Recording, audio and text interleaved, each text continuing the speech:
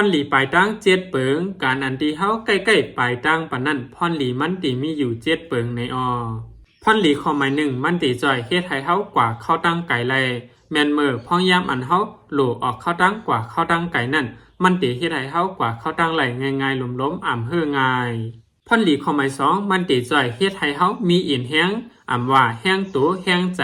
แฮงกูตีมันติเฮ็ดให้เฮามีแฮงขำตัวนำขึ้นมาเสติเฮ็ดให้เฮาเปลี่ยนก้นแก่นแข็ง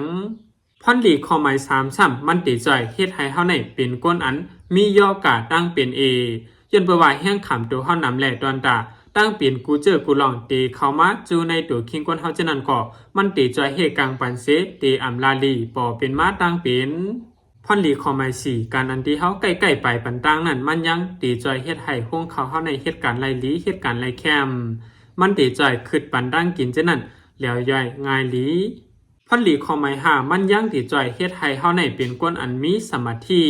ตัวนิ่มใจนิ่มเสียมกะตีเฮ็ดให้ตัวเฮาในแก่นแข็งและเซลออกก่อตีและเซลจอมพอนหลีข้อหมาย6ซ้ำมันติจ่อยเฮ็ดให้เฮาอายุอาชากยืนยาวพอนหลีข้อลื่นสุดข้อหมาย7เดมันติเฮ็ดให้ผิวเนื้อหนังเฮาในนั่นเหี่ยวนั่นเทาและติจ่อยเฮ็ดให้เฮาในเป็นก้นอันแก่นแข็งเสนั่นเทา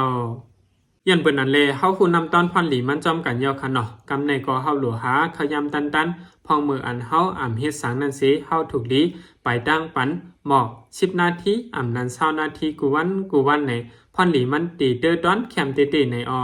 สังว่าไปไลไหนเฮาไปปันกลางไหนอ่ำนั้นก็หูคำจะไหนตีลีดอนตาไปอยู่ลีเฮาค่ะ